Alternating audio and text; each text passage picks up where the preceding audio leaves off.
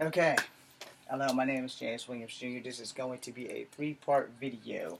The very first video is going to be really short, so this is going to be about the entertainment business. I have failed so graciously to break into this business. So the first part of this business, I'm going to give you my story, alright? Second part of this video, the second video, will be about the dark side and R. Kelly. Alright, and then the third video will be yet to determine because I'm going to have to go to take exams like really soon. So I'm not going to be on here long. So my name is James Williams Jr. I am 5'3". I'm about 120 pounds. A problem if you want to fight. Now, let's start at the beginning. When I was 23 years old, I wanted to be a cop. Some shit went down in my family. So by the time I was 27, that dream fizzled out. But before the dream fizzled out, I had an incident with my father. And I love my father, and he loved me. And he did the one thing that you should never do to a martial artist. He snuck up on me. So my stepmother at the time, who's passed, God rest their souls, she died in 2011, Miss Molly. We were hugging, and talking, and I just finished embracing her, and I stepped back, and all I seen was these hands. They were my dad's hands. At the time, all I saw was hands. So my elbow said, wham! No, just like that. If you didn't catch it, you can slow it down. Let me try it for you. Wham! And I caught him. I split his mouth, like from this back tooth all the way to his two front teeth. It was completely unintentional, and I've never forgiven myself for it. And this is how my acting career began. The look on her face was priceless, and I heard him cringing in the back. And she's like, damn, Jimmy. And she's never sworn before until that day. Damn, Jimmy, that was fast. Woody, are you okay? She snapped back into reality really fast and went to go check on my dad. No, we were the only two at the house. This was at my stepsister Angel's house when they had that gigantic ass house. Anyway, so Jennifer, this was when you were an only child.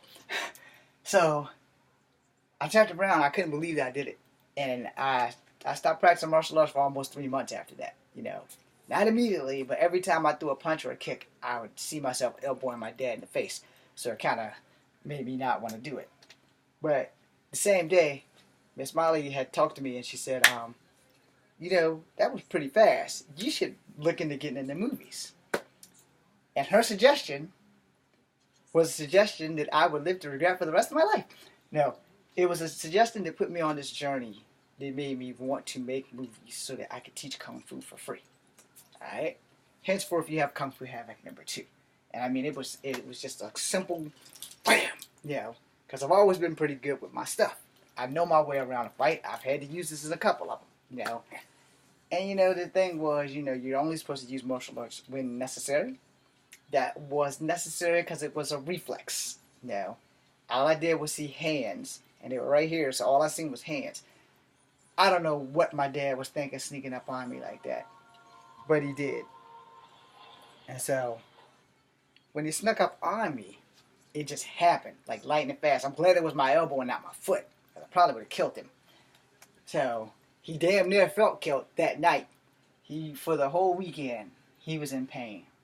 And he had to have like a fuck ton of Ambisol and Orajel because he managed to have to go Monday to the dentist to get a root canal, and that was all my fault. So yeah, I've never forgiven myself for that because I've never intentionally wanted to ever hurt anybody with martial arts unless they were trying to hurt me.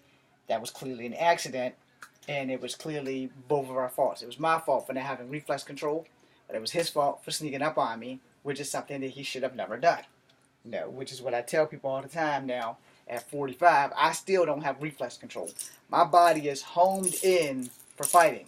You know, so if you sneak up on me and get hit, that's kind of your fault. You shouldn't sneak up on people because you don't know what they're going to do. So, as the year 2000 rolls around, it's 1999. There's a studio coming to Richmond. I will not promote them until they give me a job. This is kind of their fault that you don't know who I am.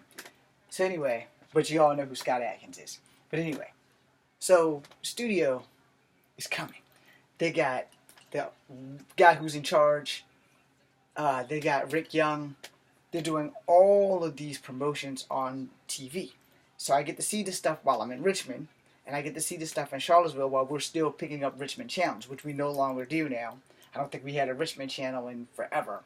So at least 10 years we haven't been able to pick up any Richmond channels. And if we do have them on the 800 channels that Comcast offer, I don't know where they are.